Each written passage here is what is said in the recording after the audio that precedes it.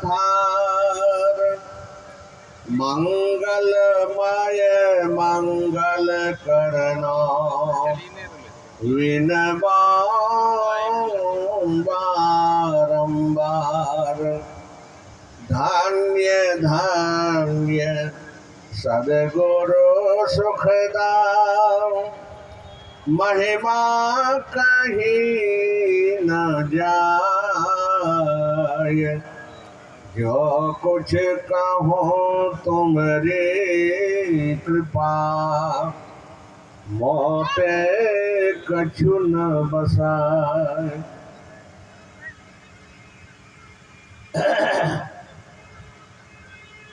मंचासीन मुद मंगलमय साधु समाज,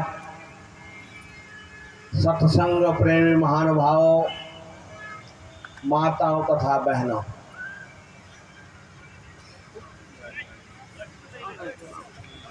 आप लोगों को कल भी मैं श्रवण कराया था जो हमारे बीच में बाबा का आगमन हो रहा है। हम लोग खड़े होकर के पूज्य बाबा का स्वागत करें। गौमुख से निकलकर ऋषिकेश हरिद्वार होते हुए गंगा सागर में जाके विलीन हुई है, उसी तरह यह संतमत भागलपुर कुप्पा घाट आश्रम ब्रह्मलीन पूज्यपाद सदगुरु महर्षि में ही परमहंस जी महाराज, जिन्होंने कुप्पा घाट आश्रम में साधना करके उस परमात्मा को प्रत्यक्ष करके और लोगों में जन जन में प्रचार किया, लोगों को समझाया, हम लोगों को समझाया और तमाम भारतवर्ष के कोने कोने में यह सत्संग का प्रचार अभी हो रहा है। वही संत मत का ज्ञान गंगा,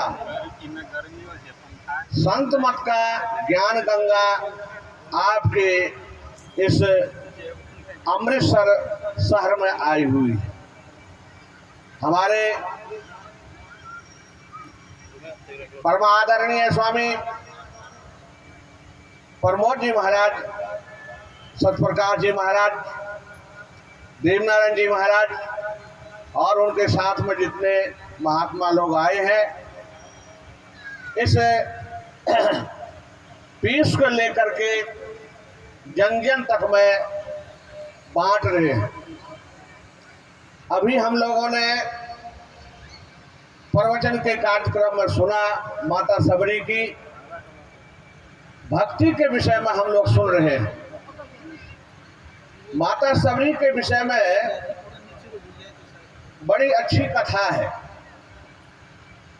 सुनने वाली कथा है कि माता सबरी पहले जन्म में क्या थी। देखिए, मैं पंजाब प्रांत में बहुत देर से रह रहा हूं और पंजाब में हर क्षेत्र में जाता हूं, पंजाबियों के बीच में भी जाता हूं। जिस क्षेत्र में मैं रहता हूं वहां पर अधिकतर पंजाब के लोग हमसे जुड़े हुए हैं। बिहार के लोग हैं लेकिन वहां पर सत्संगी नहीं है। जैसे आप लोग यहाँ पर इतनी तादाद में बैठे हुए हैं, लोग काम करने वाले हैं, सत्संगी लोग नहीं हैं। तो वहाँ पर थोड़ा सा हमको इसमें अंतर करना पड़ता है। माता सबरी के विषय में आया है कि पहले जन्म में माता सबरी जो थी वो एक जानवर थी। वैसे परमाराध्य गुरुदेव इस विषय में कहा करते थे कि वह खिखीरनी थी, आप लोग जानते होंगे। लेकिन पंजाबियों के बीच में मैं उसको नेवला का थोड़ा सा रूप परिवर्तन करके सुना देता हूँ। तो नेवला को लोग देखे हुए हैं, जानते हैं, है नेवला और खिखीरनी वैसा ही है, थोड़ा सा परिवर्तन है उसमें। तो समझ लीजिए वह जानवर, जैसे हम लोगों का सत्संग हो रहा है, उस समय संत महात्माओं का बहुत बड़ा सम्मेलन हुआ, भंडारा हुआ, अन्न पानी जूठन जो गिरा वहां पर उस जानवर को खाने पीने के लिए मिला। और उसको खाने पीने से क्या हुआ, वही जानवर मनुष्य के शरीर में आया। कहाँ आया मनुष्य के शरीर में? राजा के घर में लड़की बनी।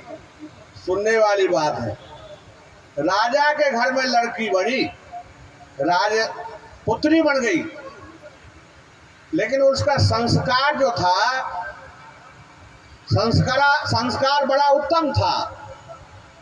इसीलिए कबीर साहब ने बड़ा अच्छा कहा है, भक्ति बीज बिन से नहीं, जो जुग जाए अनंत, ऊंच नीच घर जन्म ले, तो संत के संत। भक्ति बीज बिन से नहीं, आय पड़े जो चोल, कंचन जो विष्ठा पड़े, घटेरता को मोल। कंचन अगर गलत स्थान में भी गिर जाए और किसी को मिल जाए सोना, और उसको आप धो करके सोनार के दुकान पर चले जाइए, तो जितना कीमत होना चाहिए उतना ही कीमत देगा सोनार। यह नहीं कहेगा कि आप नाली में से उठा के ले आए हैं, इसका कीमत घट जाएगा, नहीं। भक्ति की इतनी महत्ता है। तो हम लोग जो सुन रहे हैं भक्ति के विषय में, हम लोग भी भक्ति करेंगे तो हम लोगों का भी कीमत बढ़ जाएगा, बहुत कीमत बढ़ जाएगा। माता सबरी, वो जानवर जो थी, राजे के घर में लड़की बनी। अब उसके मन में वो भक्ति का बीज जो पड़ गया, तो मन में होता था कि सत्संग करूं, भजन करूं। लेकिन राजा के घर में है, जैसे हमारी माताएं बहनें आई हुई है घर से चल करके, उस समय प्रतिबंध था। मैं बहुत देर धराड़ा आश्रम में रहा। परमाराध्य श्री सदगुरु महाराज का प्रोग्राम था बिहार प्रांत में, धबौली में। धबौली में राजपूत लोग बहुत हैं, तो वहां पर वो जो राजपूतों की महिलाएं थी, दिन में नहीं निकलती थी, सत्संग में नहीं आती थी, रात में निकलती थी और रात में सत्संग में बैठती थी, दिन में नहीं। देखिए, ये तो इस समय की बात है। और जिस समय सबरी माता का उस समय पदार्पण हुआ था, वो कितने दिनों की बात है। तो घर से निकलना, सत्संग में जाना बड़ा मुश्किल था, लेकिन उनके मन में था कि सत्संग मिलता, संत महात्माओं का दर्शन होता तो बड़ा अच्छा होता। लालसा थी मन में। लेकिन उस बात को राजा के पास तक पहुंचा। राजा ने कहा, ठीक है, तुम्हारे मन में सत्संग करने की बात है, संत महात्माओं का दर्शन करने की बात है, मैं एक सत्संग घर बना देता हूं, यहीं पर सत्संग करो, यहीं पर भजन करो। तो महात्मा लोग आते थे, सत्संग करते थे और चले जाते थे। सत्संग करते करते उनके मन में हुआ कि भाई शरीर तो मिला मनुष्य का, लेकिन सत्संग करने में बहुत बाधा हो रही है, कहीं जाना आना बड़ा मुश्किल हो रहा है। महात्मा से कहा कि महाराज, एक प्रार्थना मैं आपसे करती हूँ, अगर इस पर कुछ विचार करें तो बड़ी अच्छी बात है।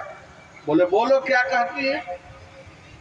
बोले, मनुष्य का शरीर मिला, राजे के घर में लड़की बनी, लेकिन प्रतिबंध में रह रही हूँ। जैसे जेल में कैद होता है आदमी, उस तरह से इस राजे के घर में कैद हो।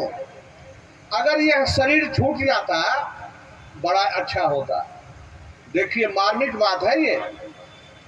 अगर यह शरीर छूट जाता तो बड़ा अच्छा होता, और किसी गरीब परिवार में, नीच परिवार में इस शरीर का जन्म होता, जो कि खुले मैदान में हम जाकर के संत महात्माओं का दर्शन करते और सत्संग तुम सुनते, प्रवचन सुनते, कथा सुनते।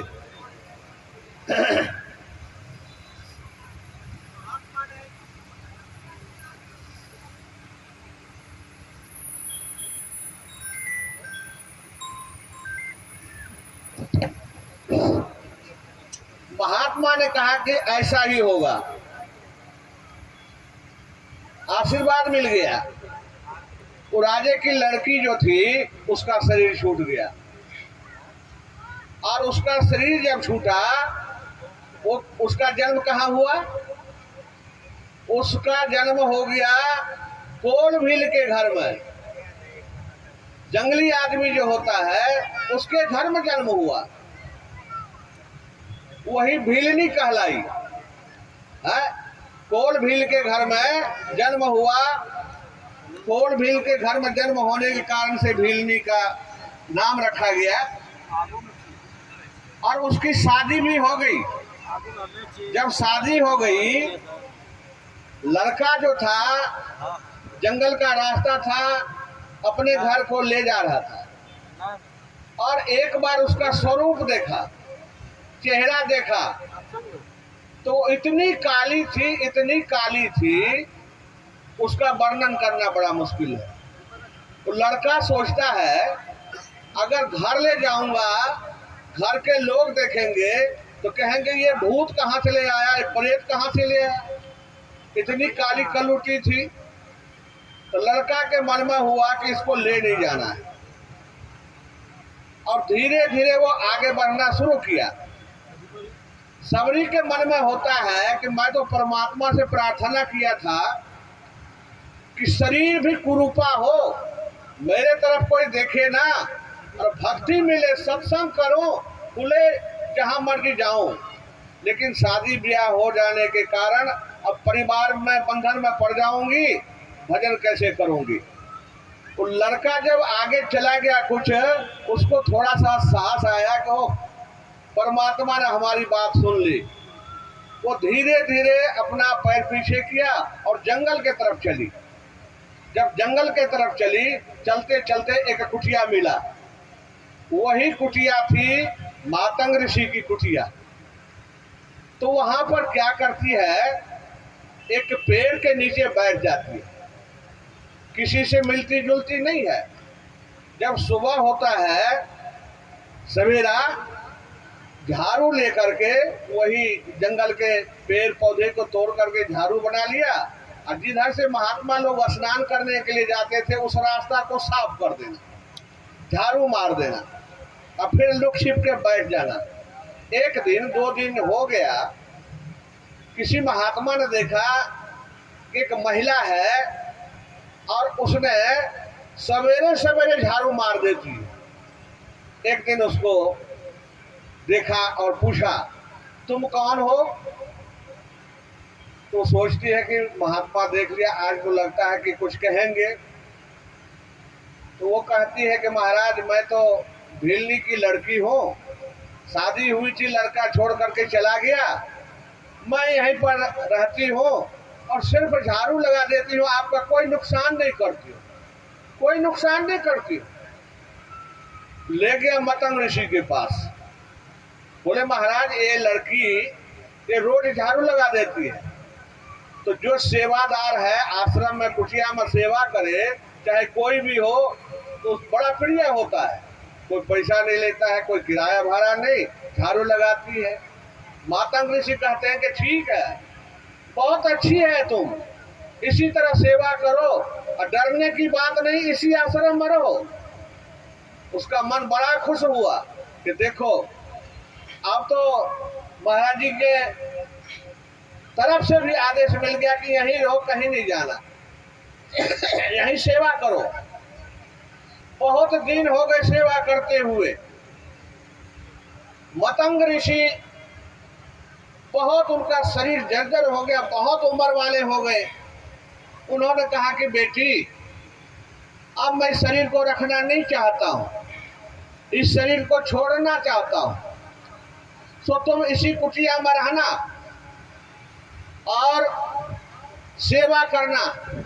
भगवान राम आएंगे इस कुटिया में, उसकी सेवा भी करना, उसको फल फूल भी भोग लगाना, फल फूल भी खिलाना, उसका पैर भी धोना।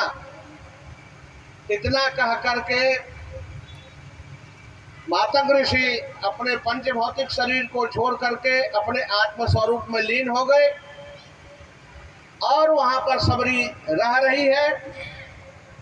और कितने दिनों तक, जब तक भगवान राम सबरी के कुटिया में नहीं आए, तब तक सबरी क्या करती है, रोज बेर तोड़ के ले आती है, वन से बेर तोड़ के ले आती है, उसको रख लेती है कि पता नहीं कब आ जाएंगे, किस समय आ जाएंगे, सुबह आएंगे कि दोपहर में आएंगे कि शाम को आ जाएंगे। इसलिए हर रोज बेर तोड़ के ले आना, टोकरे में रख देना, लोटे में पानी भर के रख देना। जब आएंगे तो पैर भी धोएंगे, जब आएंगे तो फल फ्रूट भी उनको भोग लगाएंगे। और नहीं आते थे, फल खराब हो जाता था, उसको एक टोकरे में रख देती थी। एवं प्रकार से रोज उनका एक दिनचर्या था कि रोज फल ले आना, रखना और देखना रास्ते की तरफ, किधर से आ रहे हैं, किधर से आ रहे हैं। दौड़ करके उधर जाती थी, फिर आ जाती थी, फिर उधर चली जाती थी, फिर आ जाती थी। यह करते करते कितने दिन हो गए, 10,000 वर्ष हो गए। 10,000 वर्ष भगवान राम आए। भगवान राम आए, राम लक्ष्मण, माता का सीता माता का हरण हो चुका था, उनके खोज में भगवान चल रहे थे। भगवान राम और लक्ष्मण सबरी की कुटिया में आ गए। सबरी भगवान को देख करके विभोर हो गई, इतने विभोर हो गई कि शरीर का कोई सुध नहीं है, कपड़ा किधर है कोई पता नहीं। भगवान राम आए, बैठने के लिए क्या देना है कोई पता नहीं, अपनी सुधि नहीं। एक चटाई थी, उस पर भगवान को बैठाए और सबसे पहले उनका पैर पखारती है, पैर धोती है, और जो बेर रखी हुई थी उस बेर को ले आती है उठा के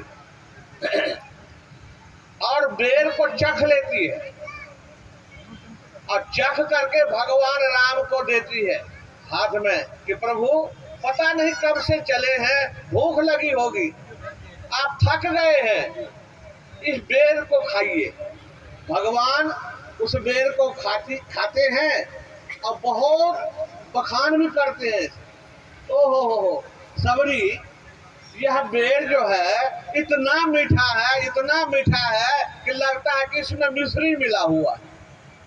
हाँ, खाते भी जाते हैं, बखान भी करते हैं। सबरी, ये बेर जो है बहुत मीठा है। और लक्ष्मण पीछे खड़ा है और लक्ष्मण के मन में हो रहा है कि भगवान भी पता नहीं, ये कोई जाति नहीं देखते हैं, पाति नहीं देखते हैं, कौन जात के हैं, कौन पात के हैं, कहाँ के रहने वाली है। और ये चक के बेर देती जाती है, खाते जाते हैं, गुणगान करते हैं कि बेर बड़ा मीठा है, बड़ा मीठा है। भगवान राम उस बात को जान गए। भगवान राम जान गए कि लक्ष्मण को इसके प्रेम का पता नहीं है, भक्ति का पता नहीं है, इसके अंदर कितनी भक्ति है, इनका प्रेम कितना है, इसको नहीं देखा, नहीं समझा। और ये मन ही मन कह रहा है कि किस जाति की, किस पाति की है। और ये बेर चख के देती जाती है, ये खाते जाते हैं और बखान करते जाते हैं कि बड़ा मीठा है, बड़ा मीठा है। तो भगवान राम कहते हैं लक्ष्मण, अरे बेर तो बड़ा मीठा, तुम भी एक खा के देखो ना, वो तो पहले जला हुआ था, कि किस जाति के किस पार्टी के हैं, और खाते जाते हैं तो बड़ा मीठा है, मिश्री की तरह लग रहा है। तो भगवान राम एक बेर पीछे से लक्ष्मण को पकड़ाया। लक्ष्मण तो पहले जला हुआ था, बोला नहीं कुछ, खाएगा क्या, हाथ में लिया और पीछे फेंक दिया, खाया नहीं। वही बेर संजीवनी बूटी बन गई। वही बेर क्यों कि भगवान का दिया हुआ प्रसाद उसको जो ग्रहण नहीं करता है। हम लोग प्रमोद बाबा तो बहुत खाए होंगे। हमको कभी कभी मौका लगता था जब हरिद्वार हरियाणा से जाते थे कुप्पा घाट, परमाराध्य श्री सदगुरु महाराज का जब भोजन होता था, भोजन में जो प्रसाद रहता था हम लोग खा लेते थे, सभी आदमी खा लेते थे वो प्रसाद। और वो प्रसाद खाने से देखिए आज हम लोग भी मंच पर बैठ गए। बोलिए प्रेम से श्री सदगुरु महाराज। वो प्रसाद खाने से यहाँ आए, गुरु महाराज का प्रसाद खाने। लक्ष्मण नहीं खाया, पीछे फेंक दिया। अब सबरी क्या कह रही है भगवान राम से, केही विधिया स्तुति कराऊं तुम्हारे, अधम जाति मैं जर मति भारे। हे प्रभु, आपकी किस प्रकार से मैं स्तुति करूं, अधम जाति की हूं और आपकी भक्ति करना कोई बात मैं नहीं जानता। अधम ते अधम अधमयति नारे, तिन्ह महामय मति मंदया घारे। हे प्रभु, नारी में भी कौन सी नारी, अधम से अधम है, एक अधम उसमें भी अधम, अधम ते अधम अधम अति नारी, चिन्ह महामय मति मंद आधारी। मेरी बुद्धि भी अच्छी नहीं है, मेरी बुद्धि अच्छी नहीं है, क्योंकि सबरी स्कूल में नहीं गई, पढ़ी नहीं, कुछ जानती नहीं है।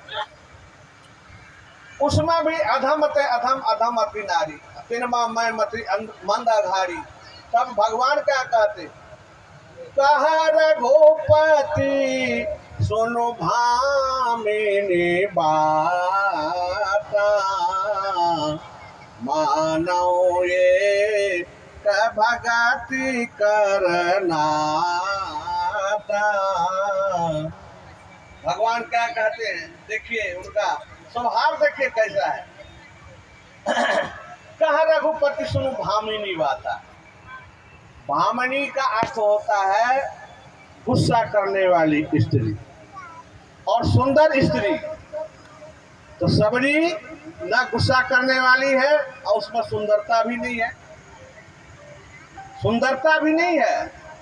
अब भगवान राम के दृष्टि में क्या है, भगवान राम क्या कह रहे हैं, भगवान राम माता सबरी को सर्टिफिकेट दे रहे हैं, समझे कि नहीं। क्या सर्टिफिकेट दे रहे भगवान, भामिनी का अर्थ है सुंदर स्त्री। और सुंदरता किस क्या मतलब है, सुंदरता सुंदरता का मतलब जो स्नो क्रीम पाउडर लगा ले वही सुंदरता है। स्नो क्रीम लगाने से सुंदरता होती है नहीं। बहुत आप बाजार से खरीद के ले आइए और मुंह हाथ में लगा लीजिए तो सुंदर हो जाइएगा, नहीं। यहाँ सुंदरता से मतलब है भक्ति, सुंदरता से मतलब है भक्ति। अगर आपके अंदर भक्ति है, आप सुंदर हैं। तो माता सबरी तो कुरूपा थी, काली कलूटी थी। भगवान राम कहते हैं कह रघुपति सुनु भामिनी बात। भगवान हम भामिनी कह रहे हैं, भगवान राम के दृष्टि में बहुत सुंदर है। हाँ, आगे क्या कहते हैं, सुनो सुनो। पहली भक्ति क्या है? भक्तिहीन नर, भक्तिहीन नर सोहई कैसे, बिनु जल बारिद देखिए जैसा। जिसके अंदर भक्ति नहीं है, जिसके अंदर भक्ति नहीं है, भक्तिहीन नर सोहई कैसा, बिनु जल बारिद देखिए जैसा। कभी कभी जब गर्मी होती है तो हम लोग ऊपर देखते हैं बादल की तरफ, कहीं बारिश हो जाती तो मौसम ठंडा हो जाता, लेकिन देखते रहे बादल आया और चला गया, बादल आया और चला गया, बारिश नहीं हुई। हम लोग ऊपर के ओर देखते रहते। उसी तरह है, जिस मनुष्य के अंदर भक्ति नहीं है उसी बादल के तरह है, आया और चला गया। भक्तिहीन नर सोहई कैसा। बादल में पानी नहीं है, मनुष्य के अंदर भक्ति नहीं है तो वो भी बिना पानी का बादल है। और जिसके अंदर भक्ति है उसमें बहुत बड़ा गुण होता है, सारे दुनिया के लोग उसके पीछे पड़ जाते हैं, नतमस्तक हो जाते हैं। चाहे वो पढ़ा लिखा हो, अनपढ़ हो, किसी जाति के हो, किसी पार्टी के हो, किसी मजहब के हो, लोग उसके पीछे पड़ जाते हैं। भगवान राम अब कह रहे हैं, प्रथम भगति। पहली भक्ति क्या है? प्रथम भगति संतन कर संगा, दूसरी रति मम कथा प्रसंगा। पहली भक्ति क्या है? संतों का संग। अभी आप लोग सत्संग में बैठे हुए हैं, प्रवचन सुन रहे हैं, और आप लोगों को कल से ही सुनाया गया कि संतों के संग में आने से क्या मिलता है। क्या मिलता है? बहुत कुछ मिलता है। सत्संग में आने से हम लोगों का जीवन बदल जाता है। सत्संगति दुर्लभ संसारा, निमिष दंड भरी एक बारा। थोड़ा भी सत्संग मिल जाए तो जीवन में बड़ा कल्याण होता है, बहुत बड़ा कल्याण होता है। देखिए, नारद जी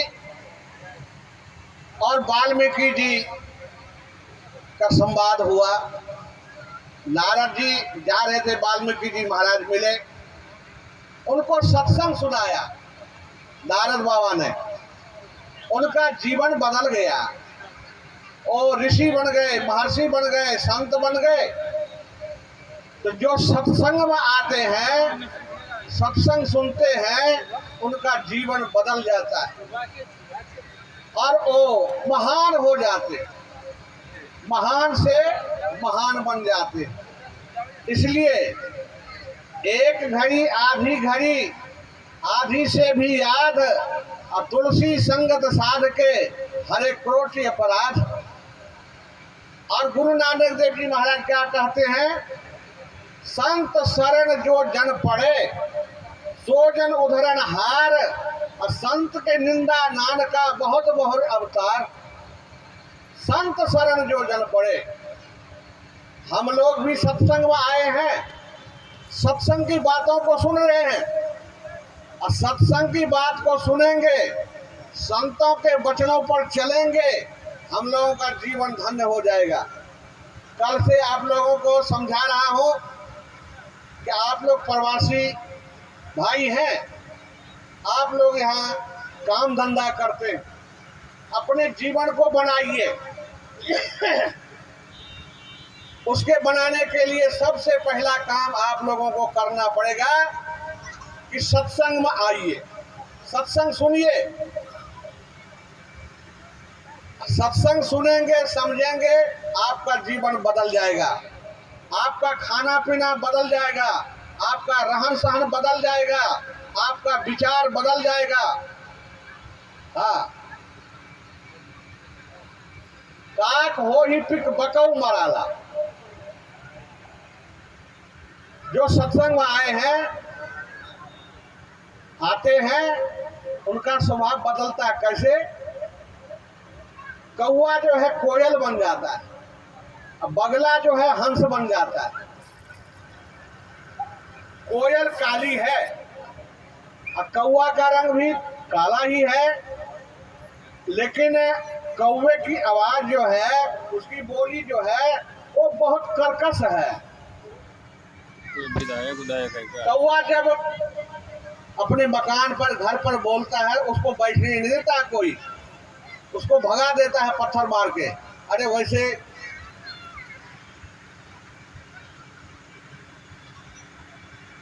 ठीक ठीक ठीक।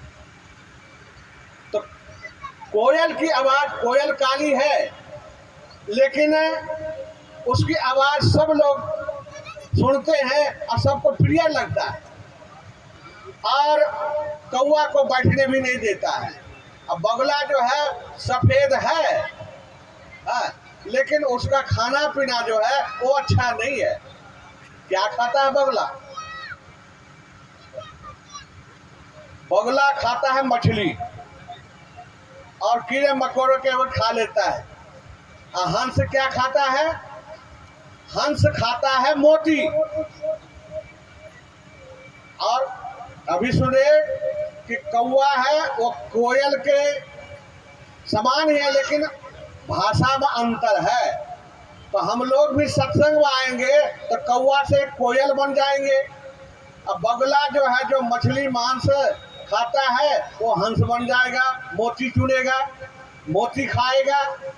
तो हम लोग भी सत्संग में आएंगे तो हम लोगों का खाना पीना जो है वो बदल जाएगा।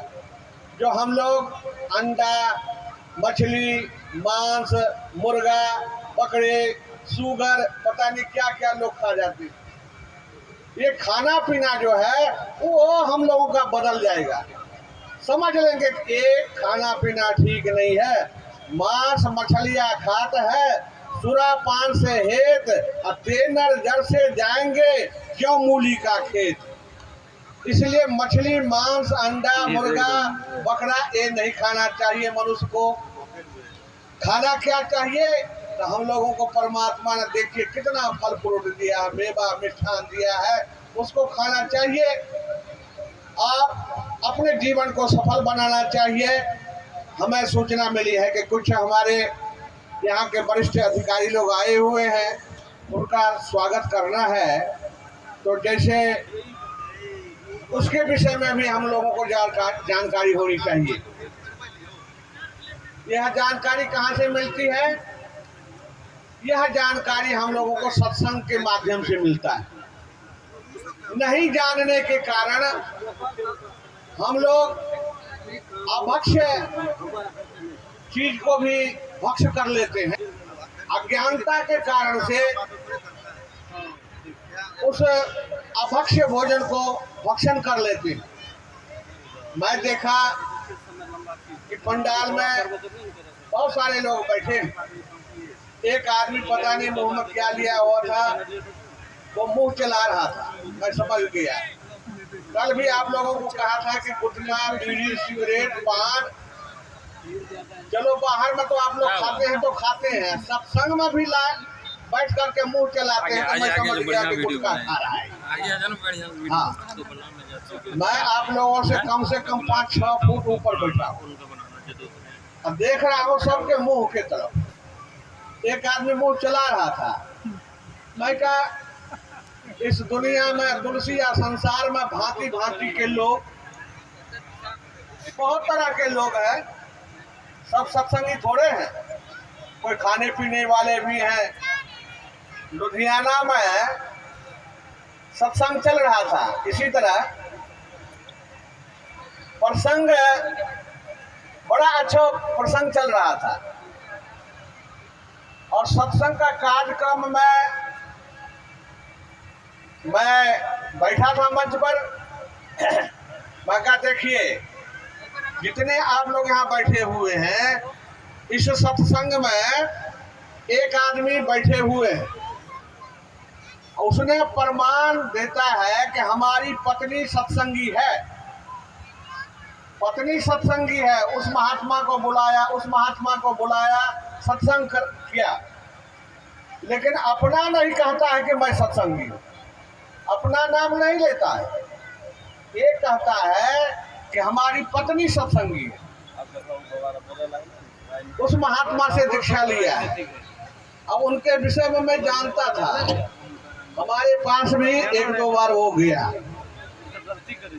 वो सब कुछ खाता था, मछली भी खाता था, मुर्गा भी खाता था, मीट भी खाता था। तो मैं कहा कि देखिए ये जितने लोग बैठे हुए हैं, इसमें वो लोग भी बैठे हैं जो मुर्गा अंडा मछली को नहीं छोड़ते। नाम नहीं लूंगा, लेकिन बैठे हैं बीच में। इतना जो सुना, किस गली से भागा उसका पता नहीं लगा। बोले अब हमारा जो है यहाँ पोल पट्टी खुलेगी, उघरा ही अंत न हो ही निबाहु, काल ने भी जिमीरा बन रहा हो। बोला कि पोल पट्टी खुल जाएगी यहाँ पर, वो पता नहीं लगा किधर चला गया। तो हम लोगों को अपना विचार को बदलना चाहिए। विचार बदलेगा कैसे? विचार बदलेगा हम लोगों का सत्संग में आकर के। गुरु नानक देव जी महाराज ने उच्चारण किया। आप लोग अमृतसर में रहते हैं, मैं भी रहता हूँ पंजाब में। पंजाब प्रांत में हर गांव में, हर क्षेत्र में गुरुद्वारा है। गुरुद्वारे से आवाज आती है,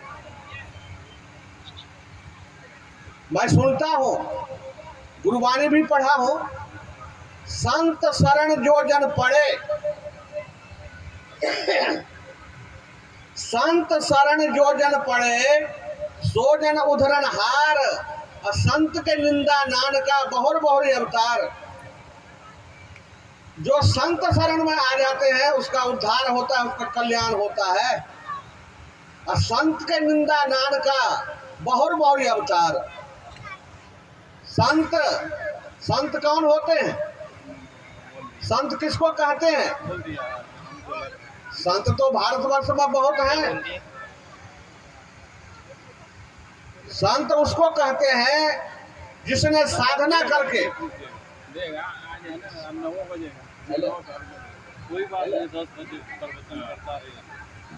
बोलिए प्रेम से श्री सद्गुरु।